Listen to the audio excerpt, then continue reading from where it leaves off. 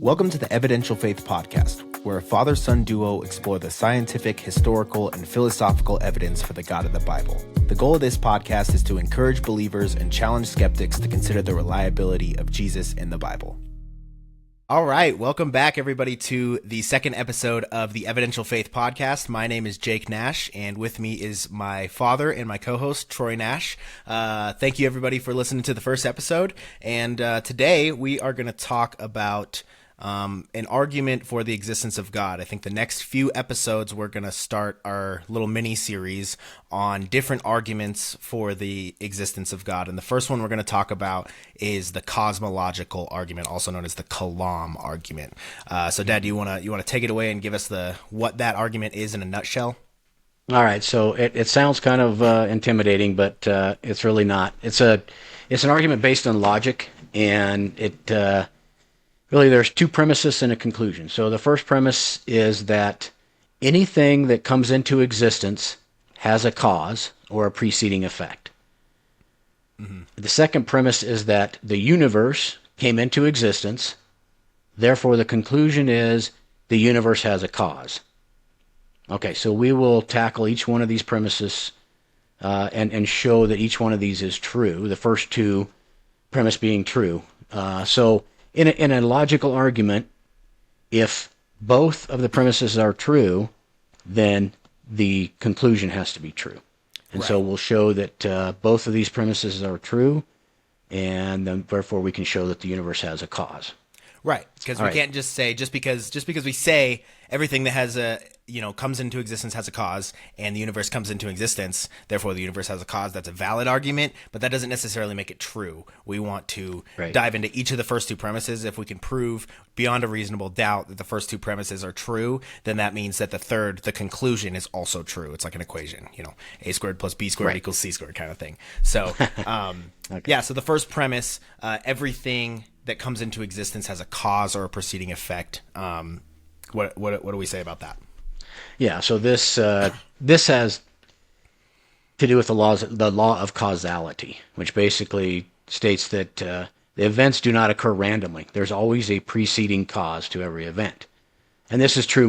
We can see this in everyday life. This is true by observation, that things don't just pop into existence. Right. Something has to cause them to come into existence. An example that they use is you come home, from work, and you walk into your living room. You notice you have a broken window. There's a rock on your living room floor.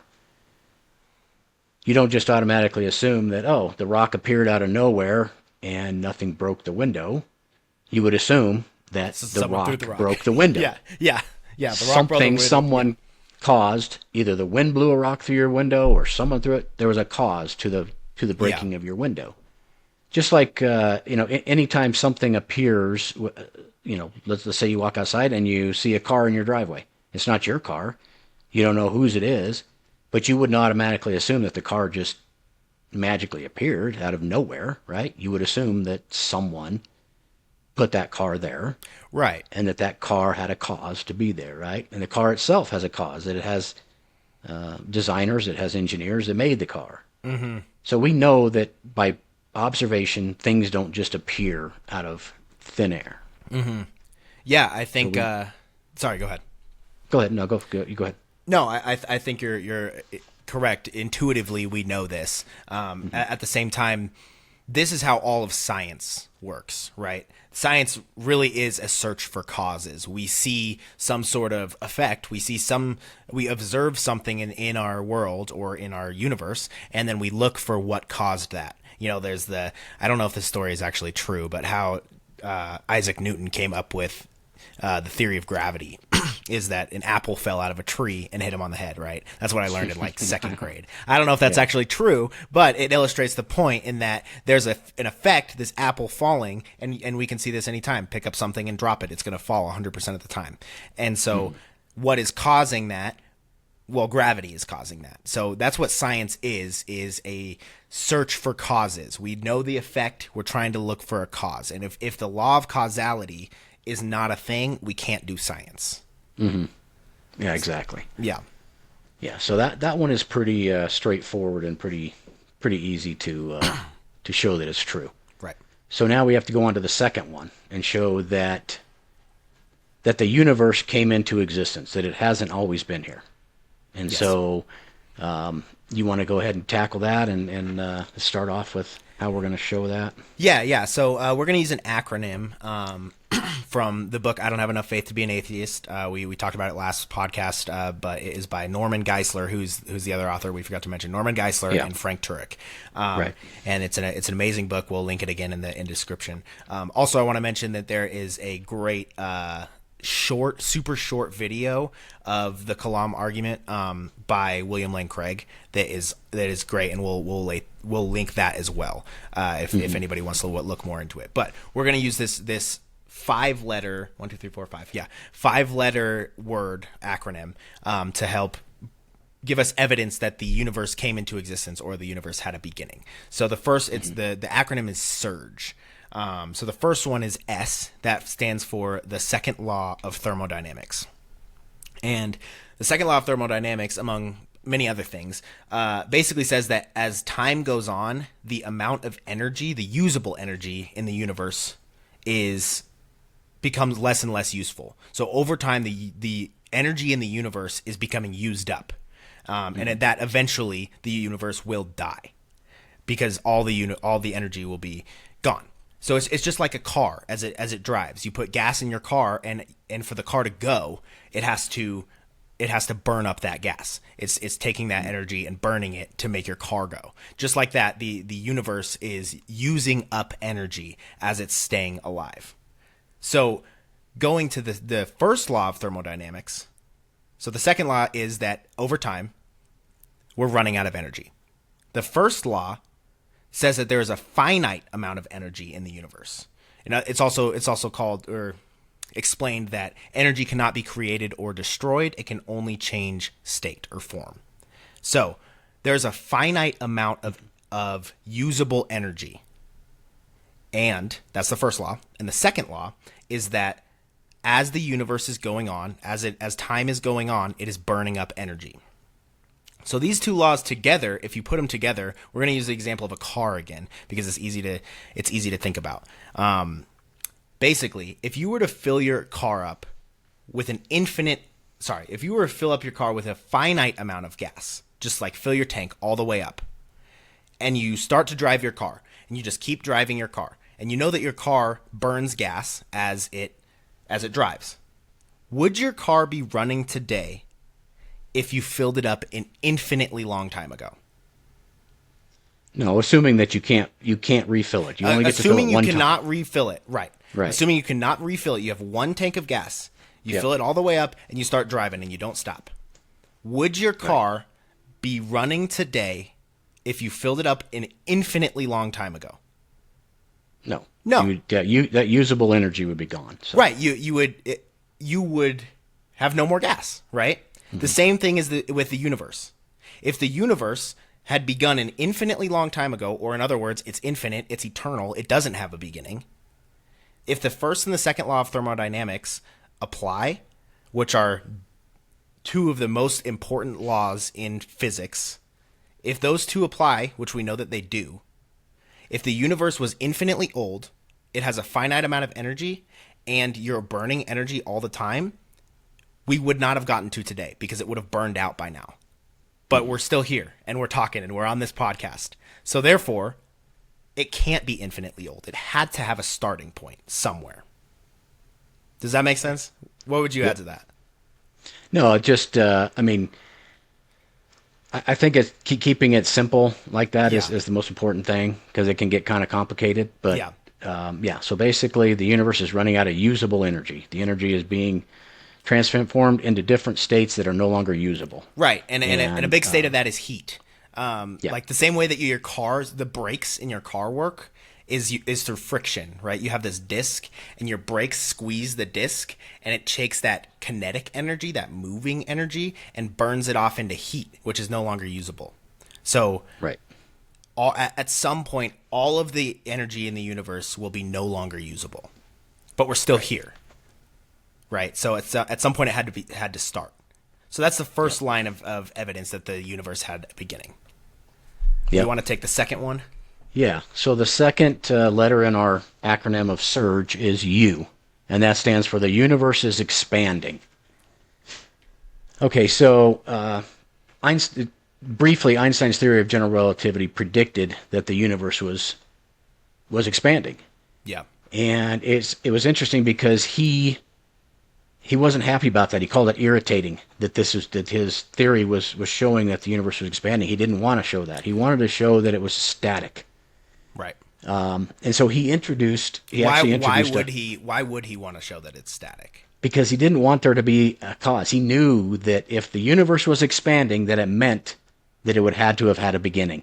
Yeah. And he didn't want the universe to have a beginning because he was an atheist. He did not want the universe to have a beginning. He knew that had implications, that a beginning of the universe would imply there had to be a cause, and that cause would likely be something supernatural. So he introduced a fudge factor into his equation to kind of force it to show that the universe was static. Mm-hmm. Well, he kind of got called out by a few people. In 1929, Edwin Hubble, who was the Hubble Space Telescope is named after him. Mm-hmm. He was in his observatory and recognized or observed that distant galaxies appear red. Okay? And as light from galaxies travel through space, the space itself is expanding. They know this because the wavelength of light that is put off by these galaxies shows as red. And the farther away the galaxies are, the more red they appear. It's called a red shift. And so over time they could observe that these galaxies were becoming more and more red in color. Yeah. Showing that they were moving away from his observatory. So from that he concluded, and he actually brought Einstein into his observatory and showed him this effect. And Einstein, kind of knew that at that point he had to change his fudge factor. He later called this the most, what was the exact quote here? The greatest blunder of my life, he said, was at introducing that fudge factor. Yeah. And he later, had to admit that the universe was expanding. So if we think that the universe is expanding and we back up and we say, okay, let's assume that maybe the whole thing was videotaped from the very beginning. Right. That this thing we call it the Big Bang, right? And from the Big Bang, the universe expands outward. And if we had a video of it and you could rewind it, you would see the universe collapsing clear back to a single point of nothing. Yeah.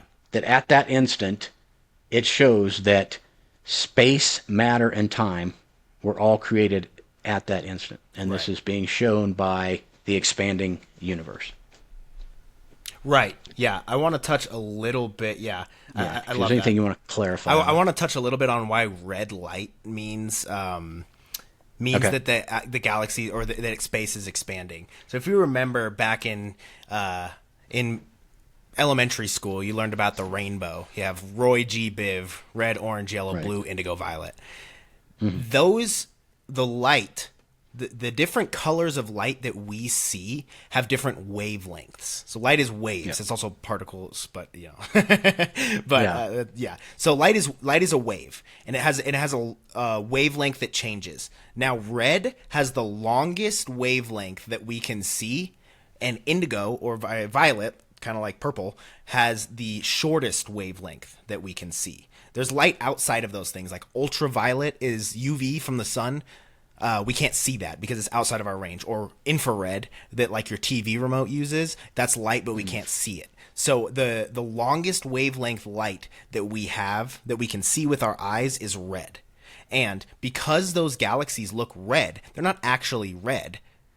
They're giving off light just like the sun does, and it looks yellow or white. But because it's red, we know that the space, as light is traveling through space, because light is very fast, but it does move. And as it's traveling through space itself is expanding, which is stretching out the wavelength of that light, making it appear to our eyes as red. And so that's how we know that the universe is expanding due to that red shift. If that makes sense. Okay, cool. Yeah, that's a great explanation. Yeah. Cool. So, yeah. What else?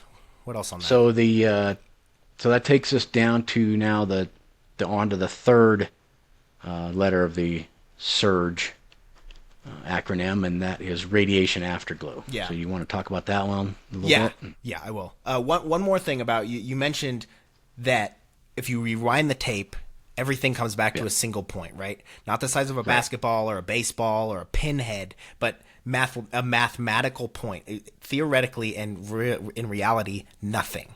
Nothing. Yeah. And so at that moment, like you said, time, space, and matter all came into being at the same time. They're a trinity of trinities. They have to come into they have to come into existence at the same time. Because if you have space but no time, when do you put it? If you have matter but no space, where do you put it? Where do you put it? Yeah. Right? So they all have to come into being at the same time. And that's what everybody is calling the Big Bang. So the next line, so that's the second one. The first one was second law of thermodynamics. The second letter is U. Universe is expanding. R is for radiation afterglow. So in 1965, two Bell Labs scientists were doing some testing with their antennas, and no matter where they pointed their antennas, they detected a constant radiation no matter where they looked. And they thought it was bird droppings at first. So they had people clean off the antenna to clear the bird droppings, and it stayed. Well, turns out they showed this to some other scientists. Turns out this radiation that they were looking at was called the cosmic background radiation from the Big Bang. So it is radiation that dates all the way back to the beginning of the universe. And it's radiation that is proved to be light and heat from the initial Big Bang in the exact patterns that you would expect from a great explosion. Just like how an atom bomb goes off and you have this, sound wave and this heat wave that goes out, they are the exact same type of radiation and heat and light radiation patterns as a giant explosion. And you see this everywhere, no matter where they turned. So it's this huge explosion that happened in the finite past. And we know now what that was. It was the Big Bang, right? The beginning of the universe. That's crazy they can detect that from Yeah. Isn't that wild? Yeah. That's pretty cool. All right. So the next one is G, and that stands for Great Galaxy Seeds. You want to talk about that one? Yeah, so scientists that expected that if the Big Bang occurred, that we would see variations or ripples in this cosmic background radiation, right? I kind of think about it like a rock in a pond. If you throw a rock into a pond, you get those ripples that come out. Right. And that's the same thing that would happen in an explosion. You would get these ripples of basically energy ripples that would continually expand outward. Well, in 1989, NASA launched what they called their Cosmic Background Radiation Explorer satellite, and they named it COBE for short, COBE. So that was in 1989 that they launched it, and they were trying to measure these energy waves, so these ripples from the Big Bang, and so in 1992, COBE found exactly what they were expecting, and that they found these ripples, and that they could actually measure these ripples. And it turns out that the largest of these ripples stretches across 1/3 of the entire universe. 60 billion trillion miles. I'm not even sure how you express that. It's 60 followed by 21 zeros. That's insane. So yeah. So there was one of the scientists. There's some interesting quotes from the scientists that after this COBE experiment showed what they found. There was an agnostic scientist by the name of George Smout. He's a Nobel Prize winning. He was the one that fathered this whole COBE experiment, and he is quoted as saying that if you're religious, it's like looking at God when they discovered that they could measure these ripples and actually see them. Yeah, he said, if you're religious, it's like looking at God. Yeah. And then Stephen Hawking, who's a well-known atheist, speaking about Kobe's findings, said they are the most important discovery of the century, if not of all time. So this was a very, very significant scientific breakthrough that they could show that the Big Bang was actually true. That these ripples showed that. Yeah. They were able to. These ripples showed that the explosion was precisely tweaked to cause enough matter to combine and form galaxies, but not so much matter that it would collapse back onto itself. And they say that they were tweaked to 1 in 100,000 precision. Right. Yeah, parts. So it was the explosion had to be very precise to produce just the right amount of matter so that galaxies would form, but not so much that the universe would then recollapse back onto itself. Yeah. So this was a very, very significant scientific finding that basically proved the Big Bang. Yeah, that's incredible. It's Yeah.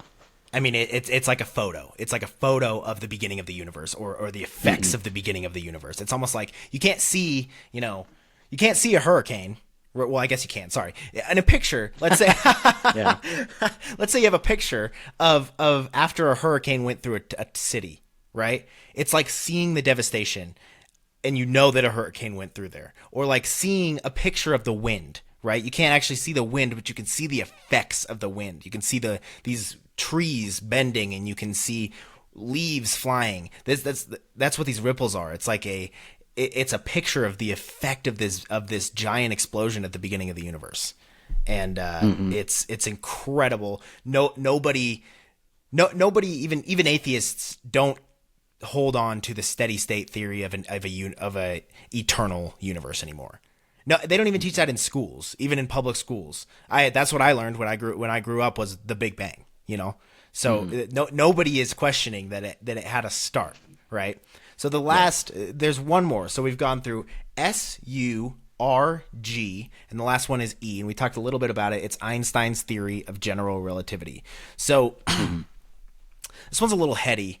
They're kind of all a little heady, but basically Einstein's theory of general relativity is that gravity is not just a force that pulls objects, but rather it's the effect of massive objects like stars and planets physically bending space and time. It's like if you took a blanket and you put a big ball on it, the blanket would bend down like this, like in a cone, right? That's what happens to space and time. If space and time were the blanket and the ball was a star or a asteroid or a planet, that bend is gravity. And so just like if you were to drop a penny at the top of that bend and it falls down the bend, that's what happens in gravity. So this theory, along with other things, and tied with the other different evidences, especially Edwin Hubble's discovery of the redshift that we talked about earlier, shows that time, space, and matter are co-relative. You can't have one without the other, and they all came into existence at the same time. Well, time came into existence. So before time, there was a starting point to time, and there's a starting point to space, and there's a starting point to matter. Right. And this theory is this part of it is that E equals mc squared that you learned about. That is what this is. And this theory has been proven out to 5 decimal places. So it's a very well-known theory. Everybody agrees with this. This is how time and space works. And along with all these things, so the 5 again, the second law of thermodynamics, the universe is expanding, radiation afterglow, great galaxy seeds, and Einstein's theory of general relativity are 5 lines of evidence, compelling evidence that the universe came into existence at a point. So, yeah. What would you add to that? Yeah. So we've shown that the first, going back to our logical argument, the first premise being that anything that comes into existence has a cause, and the second being the universe came into existence. So we've shown that both of those are true. Therefore, the conclusion that the universe has a cause is also true. Yeah. All right, so what? The universe has a cause. Yeah, what does that Where mean? does that lead us? What does that mean? Right. So there's a. I'm going to just start with this quote from Robert Gastro. I think that he sums it up pretty well. So Robert Gastro is a founder of NASA's Goddard Institute of Space Studies, and this quote was in the book. I don't have enough faith to be an atheist, and I'll just read it from the book. The overwhelming evidence of the Big Bang and its consistency with the biblical account of Genesis led Jastrow to observe in an interview, quote, "Astronomers now find they have painted themselves into a corner because they have proven by their own methods that the world began abruptly in an act of creation to which you can trace the seeds of every star, every planet, every living thing in the cosmos and on the earth. And they have found that all this happened as a product of forces they cannot hope to discover. That there are what I or anyone would call supernatural forces at work is now, I think, a scientifically proven fact."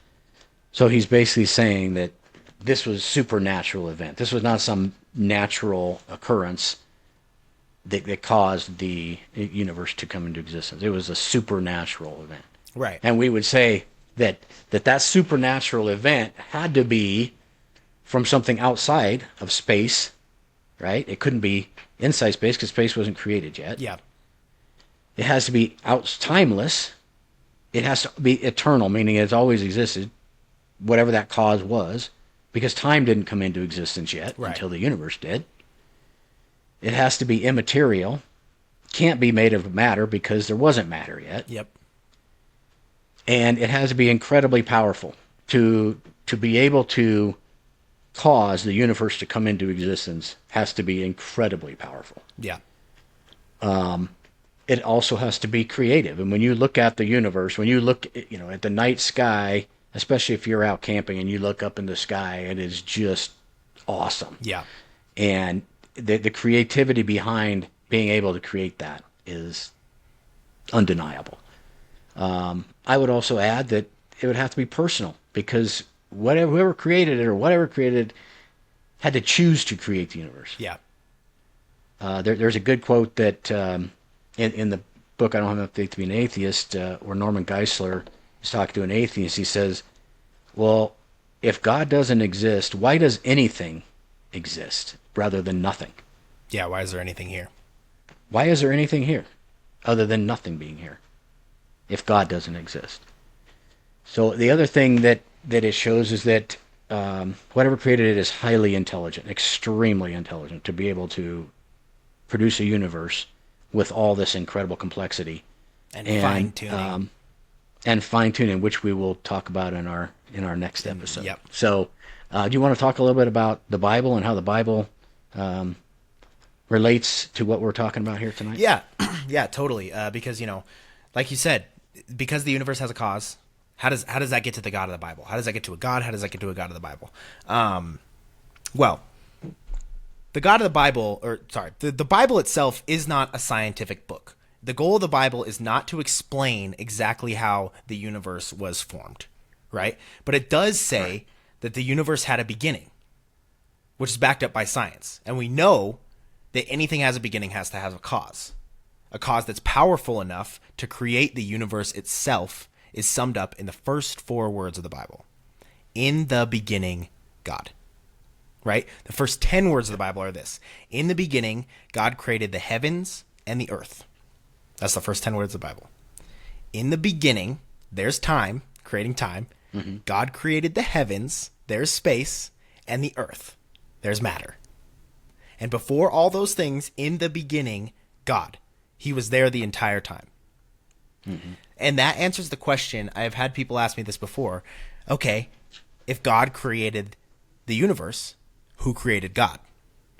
Right. And I think it's a definition misunderstanding, because we're saying that God doesn't have a beginning, right? Remember, the whole premise is anything that has a beginning or begins to exist has a creator, has a cause. But God has always been here. It's eternal. There has to be something eternal, right? And even if somebody created God, well, who created that person? There has to be something eternal that has always been before time, before beginnings were a thing. And that's what the Bible says is God. So you can't say that who created God, because it's a misunderstanding of who God is. He's eternal. He is and he was and he will always be. Before the universe was created and after it's over, God will be there. So yeah, exactly. Yeah. I mean, and this is a far cry from saying that the Bible is reliable or that Christianity is the way, the truth, and the life through Jesus. But this is compelling evidence that the universe had a creator, a beginning. It had a beginning, so it had a creator, and a creator that is extremely powerful, which lines up exactly with the biblical account of creation. Right. So in our next episode, our next podcast, we'll talk about just how intelligent God had to be, because this universe is not just some random explosion that just threw out random bits of matter and planets and stars. These things are as finely tuned for the existence of life, and we'll talk about that on the next podcast. Yeah, well, this was amazing. I hope that we were able to explain this in a way that makes sense. If you want more information, again, a great resource is that book that we keep mentioning, I Don't Have Enough Faith to Be an Atheist, by Frank Turek and Norman Geisler. I'll also link a great super short, like 4-minute video about the Kalam Cosmological Argument that really, really sums it up. Yeah, and that little video is by William Lane Craig, who did his doctoral dissertation on this argument. Yeah. So that's a really good little video too. Yeah. So thank you guys for joining. If you made it this far, and I hope and I pray that it convinced you of something new. We'll see you guys next week. Definitely. Bye, everybody. See ya.